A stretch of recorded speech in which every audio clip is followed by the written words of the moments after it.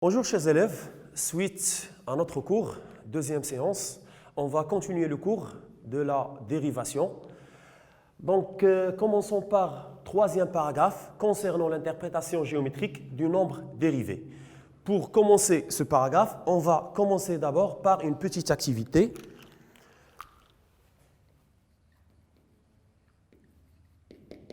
Donc pour l'activité, on va tracer soit la fonction fx définie par moins x carré plus 2x plus 1. On trace d'abord la courbe de cette fonction, la courbe CF, et on trace ensuite une droite delta tangente à cette courbe, tangente à la courbe, toujours la courbe CF. Donc, on trace CF et delta tangente à CF en point A de coordonnées 2, F de 2. Si on calcule l'image de 2, ça donne, après petit calcul, ça donne 1. OK? Par la suite, on va considérer un point de coordonnées x, fx, appartient à la courbe CF, Donc, comme vous voyez sur la figure tracée sur le tableau, donc nous avons la courbe CF, c'est sous forme d'une parabole, avec voilà la tangente, avec la couleur rouge, la tangente delta en point A de coordonnées 2, 1. Par la suite, on a dit qu'on va considérer le point M avec coordonnées x, f de x. Vous voyez, l'abscisse c'est x et f de x en image. Si je prends la droite, on prend la droite AM. Traçons d'abord la droite AM. Si x s'approche suffisamment de la valeur 2, si le x s'approche suffisamment du nombre 2, donc notre droite, cette droite AM va se confondre avec la droite en rouge, la tangente delta. Donc si le x s'approche suffisamment bien, le maximum possible de 2, notre droite AM va incliner et va se confondre avec la droite delta. Donc la droite AM va se confondre avec tangente, ou bien la tangente,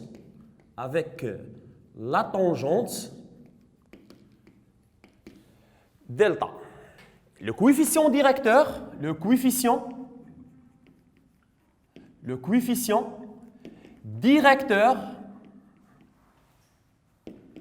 de la droite, ou bien de la droite AM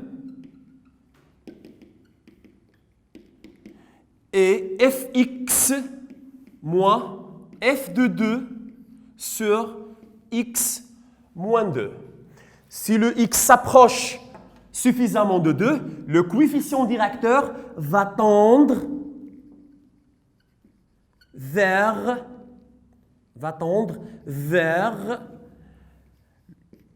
le nombre dérivé f' de 2. Va tendre vers le nombre dérivé f' de 2. Donc le coefficient directeur de delta, le coefficient directeur de la droite AM, on a dit que c'est fx moins f2 sur x moins 2, va tendre vers f' de 2 lorsque x tend vers 2 suffisamment. Et par la suite, l'équation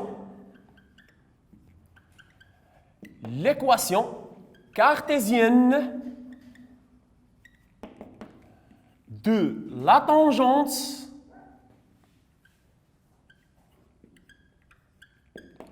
va devenir en A, en point A toujours, 2, 1 va devenir y moins f de 2 est égal le coefficient directeur f' de 2, qu'on a dit tout à l'heure, le coefficient directeur, si le x s'approche le maximum possible de 2, le coefficient directeur va tendre vers f' de 2. Donc, l'équation c'est y moins f2 égale f' de 2 facteur x moins 2. Donc, vers la fin, on va rencontrer l'équation cartésienne de la tangente. Par la suite, on va parler de la propriété. Propriété, soit f, une fonction dérivable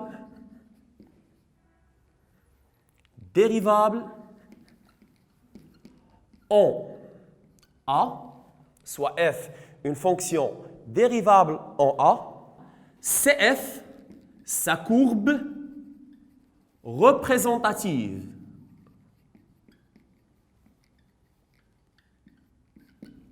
Donc, on définit CF, sa courbe représentative, l'équation de la tangente ACF, l'équation de la tangente ACF en point A de coordonnées A FA et Y égale F' de A facteur X moins A plus F de A. Donc, soit F une fonction dérivable en A, CF sa courbe représentative, l'équation de la tangente ACF en point A, donc, et Y égale F' de A facteur X moins A plus F de A. On va passer à une application pour bien comprendre et pour bien assimiler. Donc, application. Comme première application, on va prendre une fonction f, soit fx définie par la fonction fx définie par x carré moins 3x. X carré moins 3x. Les questions sont, première question, étudier la dérivabilité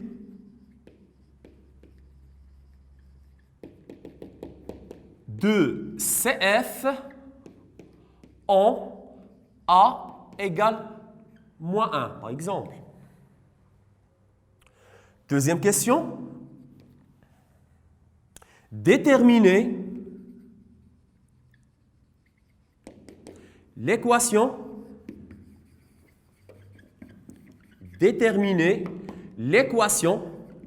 de la tangente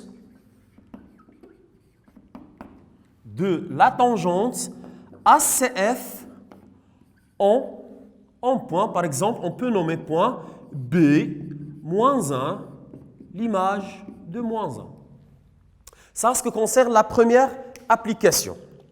Deuxième application,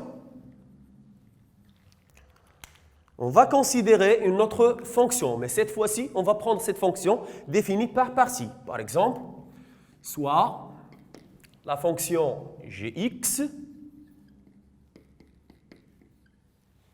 définie par exemple, une simple application, un simple exemple. Donc, x carré moins 1, si le x il est supérieur à 1, est défini par moins x carré plus 1 si le x est plus petit que 1. Même question, comme première question, étudier la dérivabilité de la fonction g en A égale 1. Deuxième question. On va changer un petit peu. Interpréter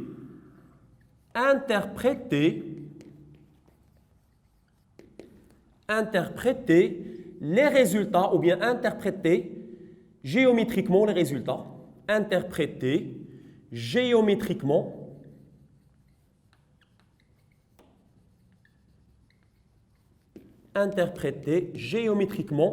les résultats.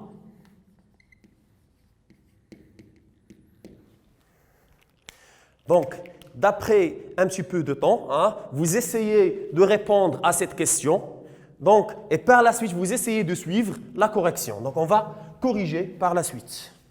Donc, ce qui concerne la première application, la fonction f, nous avons la fonction f définie par x carré moins 3x. La première question, étudier la dérivabilité de f. Étudier la dérivabilité de f.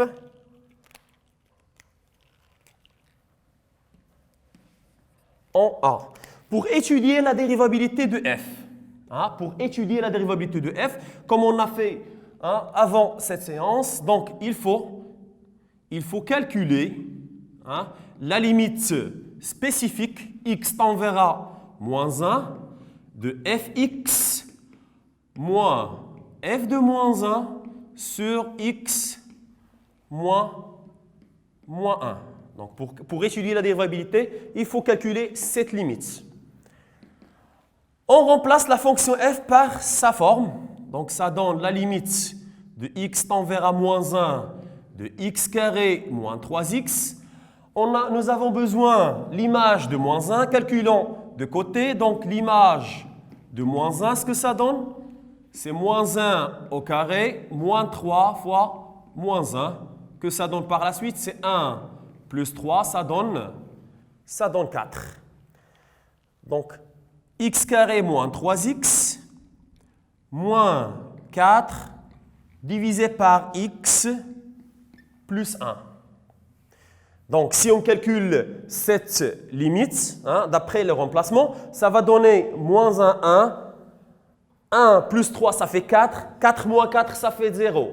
Et là en bas, ça donne moins 1 plus 1, c'est 0. Comme vous connaissez, pour limite, 0 sur 0, ça donne une forme indéterminée. Il faut l'éviter. Pour éviter cette forme indéterminée, il faut factoriser.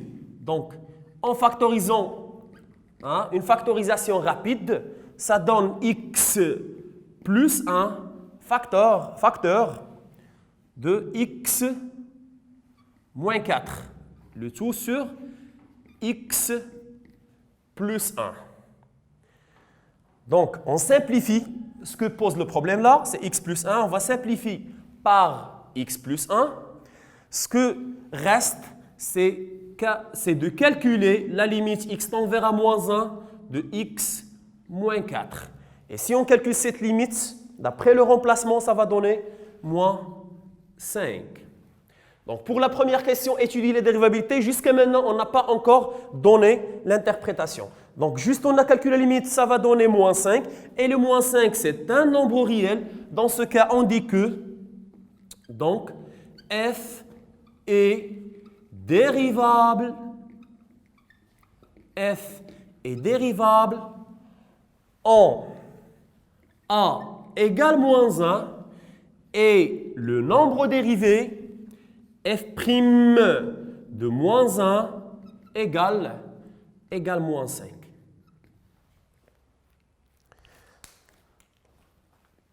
Donc, par la suite, ici, on a étudié la dérivabilité et on a déduit que la fonction elle est dérivable et on a même obtenu le nombre dérivé. Passons maintenant à la deuxième question. Ce qui concerne la détermination de l'équation de la tangente CF en point B moins 1 f de moins 1. Comme deuxième question, c'est comme on a fait pour la propriété. Si on parle de l'équation de la tangente, la formule, puisque f est dérivable, on a dit que puisque f est dérivable en moins 1, alors CF admet, admet une tangente en point B-1 et son image F de moins 1. Et la formule de cette tangente, on peut nommer, si vous voulez, on peut nommer T.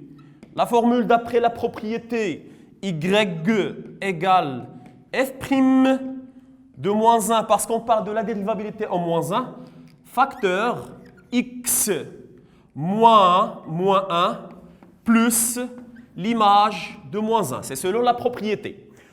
On remplace chaque chose par sa valeur, ce que ça donne. Y égale F' de moins 1, c'est déjà calculé, c'est le nombre dérivé, ça donne moins 5. Alors, moins 5 facteur X plus 1 plus l'image de moins 1. L'image de moins 1, c'est déjà calculé, ça donne 4. C'est plus 4. D'après les calculs, ça donne moins 5x, moins 5 plus 4. Vers la fin, y, ça donne moins 5x, moins 5 plus 4, ça donne moins 1. Et voilà l'équation de la tangente en point B. Ça, c'est pour la première question. Maintenant, passons vers la deuxième question. Nous avons déjà la fonction g. On va noter là en haut. Donc, c'est gx défini par partie. La première partie, c'est x carré moins 1 si le x est supérieur à 1. Et gx elle-même définie par moins x carré plus 1 lorsque x est inférieur ou égal à 1. Donc, on va étudier comme première question, on va étudier la dérivabilité de la fonction g qui est définie par partie. Comme première question A, on va étudier la dérivabilité de la fonction g. Et comme vous voyez, la fonction g elle est définie par partie, donc nous sommes obligés de déterminer ou bien d'étudier la dérivabilité à droite et la dérivabilité à gauche. Commençons par côté droite. Donc, limite. Pour étudier la dérivabilité, il faut calculer limite x tend vers 1 plus de gx moins g de 1 sur x moins 1. Ce que ça va donner, remplaçant, ça donne limite de x tend vers 1 plus, fonction gx sur côté droite de 1 définie par x carré moins 1, et l'image de 1, si on remplacement rapide, c'est 1 moins 1, ça donne 0, moins 0, le tout sur x moins 1. Par la suite, limite de x tend vers 1 plus, que ça va donner x carré moins 1 sur x moins 1. Si on remplace là, ça va donner 0 sur 0. 0 sur 0, c'est une forme indéterminée, il faut l'éviter. Donc, factorisons. Comme vous remarquez, c'est une identité, troisième identité remarquable. Donc, on va factoriser, ça donne x moins 1 facteur x plus 1, le tout sur x moins 1. Par la suite, on simplifie par x moins 1, que va rester la limite x tend vers 1 plus de x plus 1 seulement. C'est une limite très simple à calculer. Remplaçons par 1 maintenant, ça donne 1 plus 1, ça donne le 2. Donc, le 2, c'est un nombre réel. Et par la suite, qu'est-ce qu'on va dire? G est dérivable. G est dérivable à droite en A égale 1. Le nombre dérivé G' en 1, mais ici, puisqu'on a étudié la dérivabilité à droite, il faut ajouter une petite lettre D, signifie que c'est le coefficient, c'est le nombre dérivé à droite. En 1 égale 2.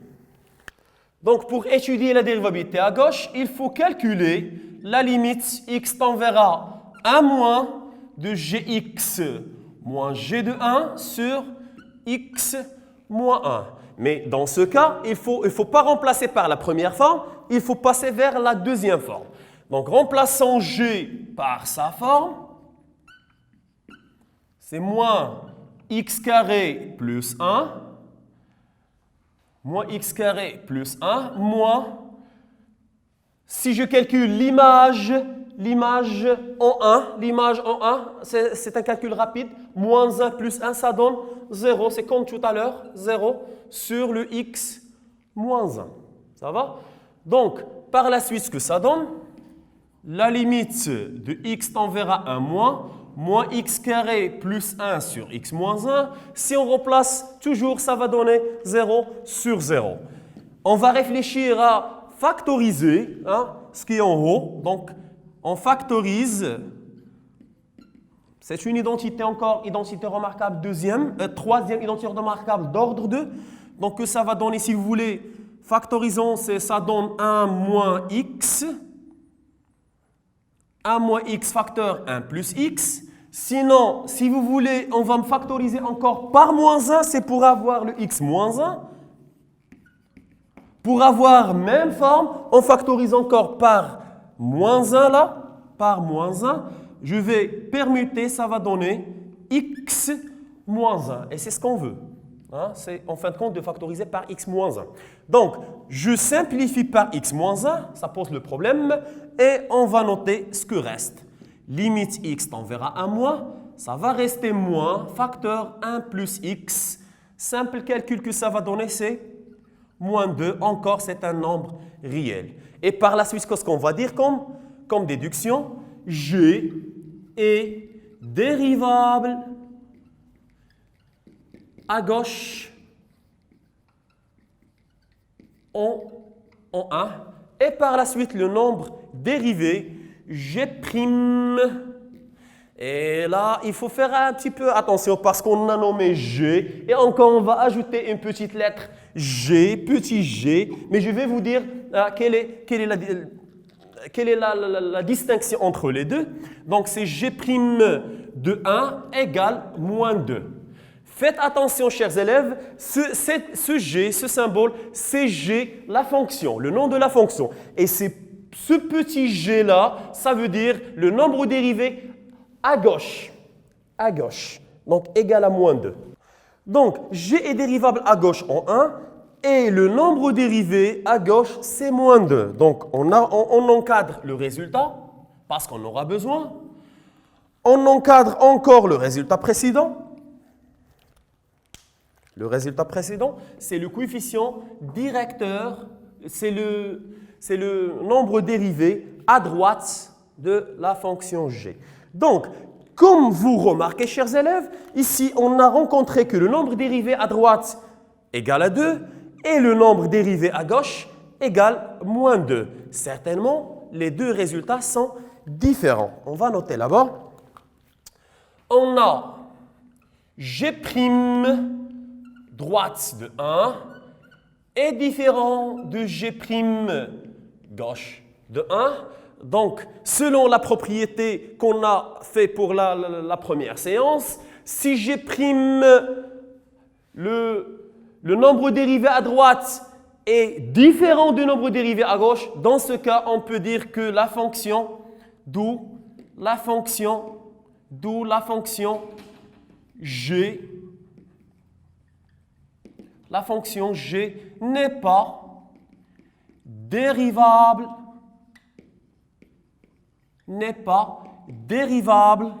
en A égale 1. Donc, passons maintenant vers deuxième côté.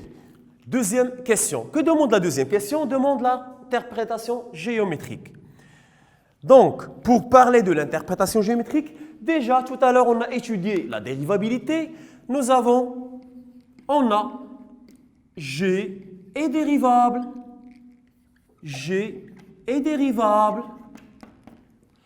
à droite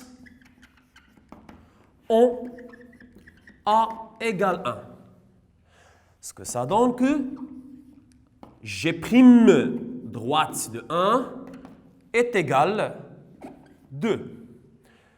Donc, à partir de cette information, on peut dire que CG admet, dans ce cas, on ne va plus dire une tangente, mais on va dire que CG admet une demi-tangente. Puisqu'on parle de côté, on ne va plus dire que c'est une en totalité une tangente, mais c'est une demi-tangente. CG admet une demi-tangente. De quel côté? Une demi-tangente à droite. À droite, en A égale 1.